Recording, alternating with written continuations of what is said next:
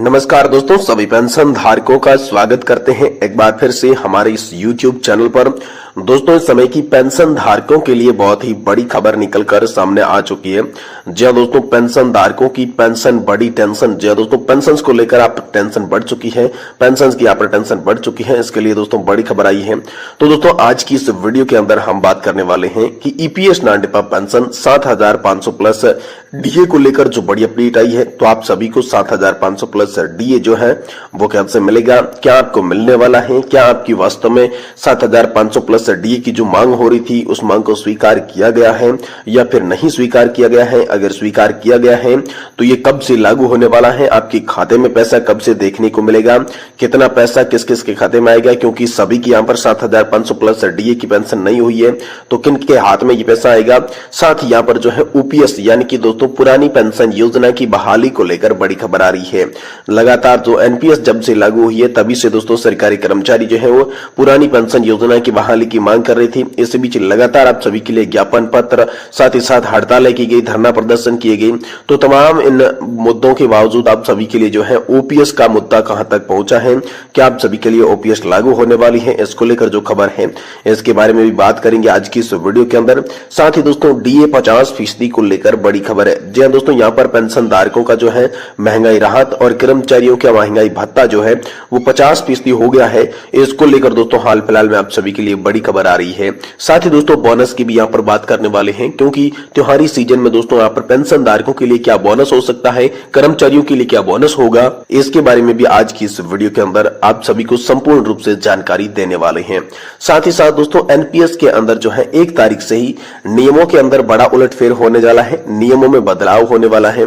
तो नियमों के अंदर बदलाव भी क्या होगा इसके बारे में भी दोस्तों आज की इस वीडियो के अंदर बात करेंगे। वही दोस्तों हायर पेंशन को लेकर नई टेंशन हाल फिलहाल में सामने निकल कर आ चुकी है। जो हायर पेंशन का ऑप्शन दिया था, जिसके लिए डिमांड लेटर जारी किए गए थे, आखिरकार ईपीएफओ इस पर फंस चुका है और वापस जो है वो फॉर्म या फिर वो चेक है जो वापस मांग रहे हैं, इसको लेकर बड़ा खुलासा किया गया है। इसके बारे में भी आज की इस वीडियो के अंदर बात करेंगे। और ईपीएस नॉन डिफा पेंशन धारकों के लिए यहाँ पर जो है पेंशन बढ़ोतरी के होने के नहीं होने के कारण जो सरकार है, जो ईपीएफओ है, उसको लेकर बड़ी बात कह दी है। इसके बारे में भी आज की इस वीडियो के अंदर बात करेंगे। यानी कि पेंशन धारकों से जुड़ी तमाम बड़ी खबरों को आज की इस वीडियो के अंदर देने की कोशिश करेंगे। इसलिए आपसे निवेदन है कि आप इस वीडियो को लाइक कर दें, साथ ही चैनल को जरूर सब्सक्राइब करें और वीडियो को लास्ट तक देखें, तभी दोस्तों आपको पूरी जानकारी जो है वो समझ में आएगी। अगर आप आधी अधूरी वीडियो देखकर छोड़कर चले जाते हैं तो दोस्तों इसका कोई फायदा नहीं होगा, अभी से आप छोड़ के चले जाइए। लेकिन अगर आप पेंशन धारक हैं और आप पेंशन से जुड़ी सच्ची जानकारी जानना चाहते हैं, पूरी अपडेट को समझना चाहते हैं, तो आज की इस वीडियो को आप पूरा जरूर देखिएगा, तभी आपको सारी अपडेट समझ में आएगी। तो चलिए बिना किसी देरी के आज की वीडियो की शुरुआत करते हैं। देखिए, सबसे पहले बात करते हैं दोस्तों ईपीएस नॉन डिफा पेंशन धारकों के लिए 7,500 प्लस डीए को लेकर क्या बड़ा अपडेट निकल कर आया है। जब दोस्तों आप सभी लोग जानते होंगे कि यहाँ पर जो है ईपीएस नॉन डिफा पेंशन के तहत जब से ये पेंशन योजना लागू की गई थी तब सरकार ने इस पेंशन योजना के कई सारे फायदे बताए थे, जिसमें कहा यह गया था कि ये जो है पुरानी पेंशन सिस्टम से भी 10 गुना ज्यादा अच्छी पेंशन योजना होने वाली है। जिसमें दोस्तों यहाँ पर अच्छे सपने जो है वो यहाँ पर प्राइवेट सेक्टर में चाहे काम कर रहा हो चाहे सरकारी नौकरी कर रहा हो उन लोगों को दिखाई गई, जिसके तहत एनपीएस योजना को लाया गया था। और यहाँ पर ईपीएस योजना के तहत दोस्तों यहाँ पर जो है पेंशन का प्रावधान किया गया। लेकिन दोस्तों यहाँ पर जब 2014 में संशोधन किया गया था तो ईपीएस नॉन डिफा न्यूनतम पेंशन जो थी वो 1,000 रुपए के बेसिक पर रखी गई थी। लेकिन 10 साल बीत जाने के बाद भी अभी तक जो है इस पेंशन का रिवीजन नहीं हुआ है, पेंशन में बढ़ोतरी नहीं हुई है। इसी को देखते हुए पेंशन धारक लगातार मांग कर रही थी, धरना प्रदर्शन कर रही थी कि न्यूनतम पेंशन जो है वो 7,500 रुपए की जाए। और साथ ही साथ जो पेंशन धारक थे वो मांग कर रहे थे कोश्यारी कमेटी की रिपोर्ट पर अमल किया जाए। यानी कि जो भाजपा ही संबंध रखते थे भगत सिंह कोश्यारी, उनकी अध्यक्षता में एक कोश्यारी कमेटी बनाई गई थी। उस समय उस कमेटी ने एक रिपोर्ट सौंपी थी जिसके तहत पेंशन धारकों को 3,000 रुपए की न्यूनतम पेंशन, उसके साथ महंगाई भत्ता और अन्य लाभ जोड़ के दिए जाए। ये दोस्तों भगत सिंह कोश्यारी कमेटी की रिपोर्ट थी। तो भगत सिंह कोश्यारी कमेटी की रिपोर्ट के आधार पर भी देखा जाए तो हाल फिलहाल में पेंशन धारकों की पेंशन जो है भगत सिंह कोश्यारी कमेटी की रिपोर्ट के आधार पर 7,500 के साथ साथ डीए और साथ ही मेडिकल सुविधा यहाँ पर जो है मिलती है। उस हिसाब से जब वो 3,000 की थी, लेकिन अब यहाँ पर इस हिसाब से यहाँ पर जो है 7,500 पेंशन भगत सिंह कोश्यारी कमेटी की रिपोर्ट के आधार पर ही बन रही है। इसलिए लगातार जो पेंशन धारक है वो भगत सिंह कोश्यारी कमेटी की रिपोर्ट को लागू करने की मांग कर रहे हैं। और साथ ही में दोस्तों आप सभी पेंशन धारकों के लिए संघर्ष में आई नेशनल एजुकेशन कमेटी यानी कि राष्ट्रीय संघर्ष समिति, जो कि पेंशन धारकों की 4 सूत्रीय मांगों को लेकर लगातार प्रदर्शन कर रही है, लगातार धरने दे रही है। और इसके जो मुख्य कमांडर है अशोक जी रावत, उन्होंने बीते कुछ दिन पहले कहा था कि ईपीएस 95 पेंशन धारकों को ज्यादा कुछ नहीं चाहिए, उनकी न्यूनतम पेंशन चाहिए 7,500, जिससे कि परिवार का गुजर बसर किया जा सके।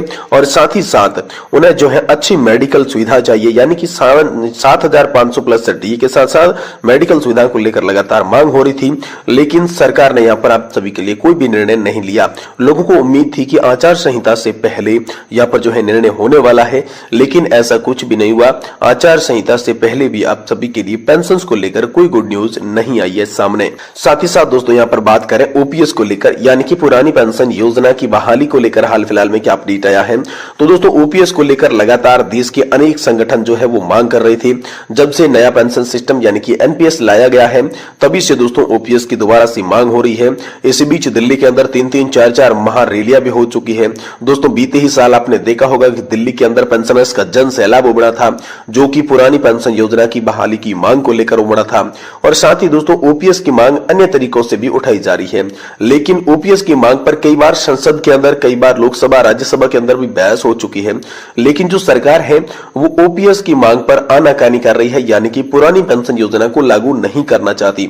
इसी में दोस्तों एनपीएस के अंदर बदलाव किए जा रहे हैं, जिसमें गारंटीड रिटर्न्स के तरीके खोजे जा रहे हैं, लेकिन ओपीएस लागू करने की बात कहीं पर भी नहीं कही जा रही है। साथ ही दोस्तों बात करें आप सभी की डीआरएस अलाउंस और डीआरएस लीव की, तो दोस्तों गुड न्यूज आप सभी केंद्रीय कर्मचारियों के लिए निकल कर आई है कि डीए जो है वो आपका 50% होने वाला है। यानी कि वर्तमान समय में आपको जितनी सैलरी और जितनी पेंशन मिल रही है उसका ठीक आधा डीए के रूप में आप सभी को दिया जाएगा। दोस्तों ये बड़ी अच्छी न्यूज आप सभी के लिए निकल कर आई है कि केंद्रीय कर्मचारियों और पेंशन धारकों के डीए को 50% कर दिया गया है, जिससे आने वाले समय में जैसे ही उनके खाते में पेंशन या फिर सैलरी आएगी तो दोस्तों उसमें आधी यहाँ पर जो है डीए के रूप में ऐड करके दी जाएगी। यानी उनके लिए बड़ी खुशखबरी है, यहाँ पर बड़ा तोहफा उनके लिए बताया जा रहा है। वही दोस्तों बोनस की बात की जाए तो जैसा कि आप सभी जानते होंगे कि ये त्योहारी सीजन चल रहा है, जिस तरीके से यहाँ पर सरकारी कर्मचारी हो गए या फिर किसी अन्य कंपनी में काम कर रहे वर्कर्स हो गए, जिस तरीके से उन्हें अपने काम के साथ साथ किसी विशेष अवसर पर बोनस दिया जाता है, वैसे ही दोस्तों इस देश को बनाने के लिए पेंशन धारकों ने अहम योगदान दिया है। तो पेंशन धारकों के बोनस की भी बात दोस्तों यहाँ पर चलाई जा रही है। अब दोस्तों ये फिक्स नहीं हुआ है कि पेंशन धारकों को बोनस मिलेगा या फिर नहीं मिलेगा, लेकिन दोस्तों प्रस्ताव जो है पेंशन धारकों के बोनस को लेकर भी सामने आ रही है। साथ ही साथ दोस्तों आप सभी के लिए बात करें तो 1 तारीख से आप सभी के लिए एनपीएस के कुछ नियमों में फेरबदल हो सकता है, जिसमें मुख्यतः 2 से 3 नियम बताए जा रहे हैं। जिसमें पहला मुख्यतः एनपीएस विड्रॉल से संबंधित होगा, दूसरा 2 स्टेप वेरिफिकेशन यानी कि आपकी आइडेंटिटी वेरिफिकेशन को लेकर अपडेट है, और साथ ही में तीसरा बदलाव ये भी हो सकता है कि आपको मिनिमम गारंटीड के तौर पर यहाँ पर 40 से 45% की पेंशन मिलती रहेगी। ये बदलाव दोस्तों किया जा सकता है। वही दोस्तों सरकारी कर्मचारी जो मध्य प्रदेश से संबंध रखते हैं उनके लिए बड़ी खबर है। मध्य प्रदेश में 4 की जगह दोस्तों 8% आप सभी का डीए बढ़ चुका है। अफसरों का महंगाई भत्ता जो है वो 50% हो चुका है। होली से पहले सरकारी कर्मचारियों को मिला महंगाई भत्ते का जबरदस्त तोहफा। मध्य प्रदेश सरकार ने बड़ा ऐलान आप सभी के लिए जारी कर दिया है। वही दोस्तों ईपीएफओ की हायर पेंशन को लेकर भी बड़ी खबर है। हाल फिलहाल में जो उच्च पेंशन के लिए डिमांड लेटर जारी किए गए थे, ड्राफ्ट जारी किए गए थे, जिसके तहत पेंशन धारकों ने राशि भी जमा कर दी थी, तो वह राशि अब ईपीएफओ वापस लौटा रहा है और हायर पेंशन देने से इनकार कर रहा है। इसको लेकर कर्मचारी भविष्य निधि संगठन और पेंशन धारकों के बीच आनाकानी चल रही है। साथ ही दोस्तों जो पेंशनर्स हैं वो ईपीएफओ और सरकार को निशाने पर ले रहे हैं कि ईपीएफओ और सरकार जो है पेंशन देना नहीं चाहती।